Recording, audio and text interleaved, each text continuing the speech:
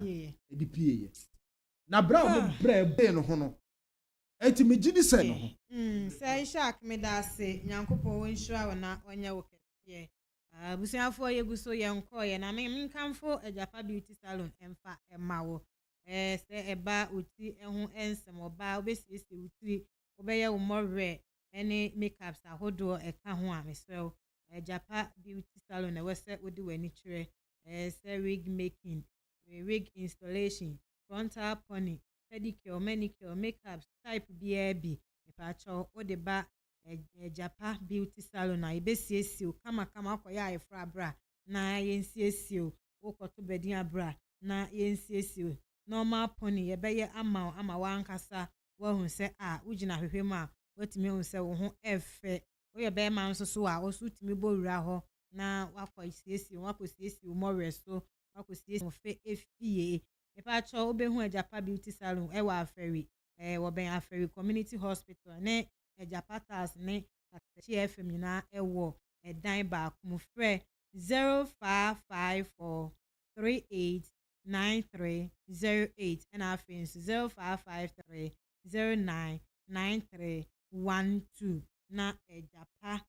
beauty salon angels Monox 89 enterprise say na me de edru ne ba ne se dan sie ho enema de a me pa cho ye Monox 89 enterprise ena ode wani ebechre me pa cho se ebia ope pop fibers and paint home charm plumbing ho ne nyina me pa cho Monox 89 enterprise na do wani ebeche hardware ne many nyina enso cutting desk grinding machine roofing sheet plywood cement NHS ne ka ho nyina mason form mfom ani nkyere ho amo amusi madan momfa mani enche na mkoto ne mapa enwu wani mase ensa nkofa ka fufuro bia emfa embre wodache mepacho mobile money nso oye bi ewo ho ntise wuyi sika wo sen ni puduo mu duduo bi etie bia no Monox bra na obeye ede ama frɛ manager Gideon ewo 0554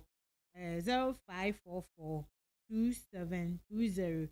80 0544 272080 na Monox onje woswe na bibia nso nye kama Big Joe and that one so no lock bi eda of phone so wuntimi nye pakona Big Joe onyima screen repair obeye ede amount charges earpin airport ne de keka ho screen protectors ni nyina ono nso obeye ede amawo ko ebua kwa obehu Big Joe ewo ebua kwa feelings ewo 0245 974556 0209 54 full-time recruitment and travel consult so went to a year when you adi hu anasa okodana wa try ebi abere bia na ya jusika edi ameso we die no nti na full-time for aba edi ama wo mo de omuni hwambo de biara da enti me pa cho country bia wo pe akoso say Australia na wo pe akọ Canada Germany UK Holland Iceland Japan China me pa cho okwa full-time recruitment and travel agency womo ebeboa wo amenko Apostle General ho na ono so na futu sem kakra wode ebema youth no na nsohwe a ye nua bai wa community say adane ne kwada dem pai ba amamu a yeah anase wa amfa ama kama medwumadi so na ya mpesofo a wo nambi ewo ukwa teacher mu a school mu a teacher fo na ewe enkulai no beso ka ina se shaka am ho oh me kama me be se me chele ntia emra na dey se ase hwa na be ka bia ma ase na be ka ma manfo okay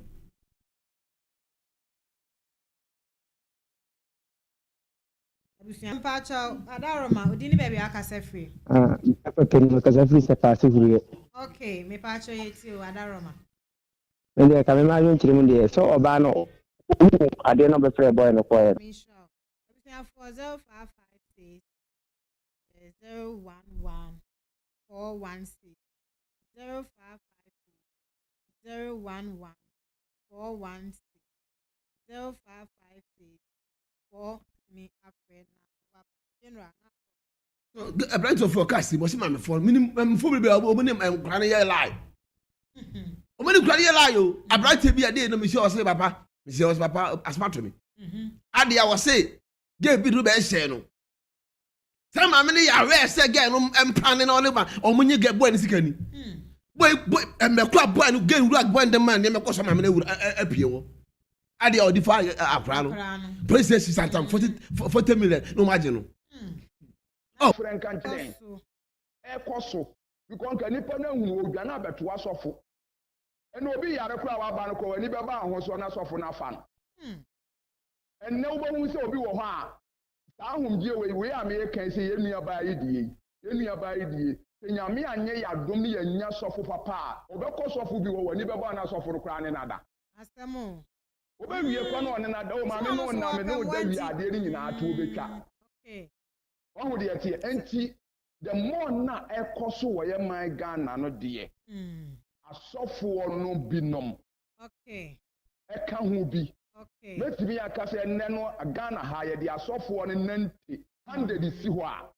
emu sister de ubenya mu be 40 pe emu sister de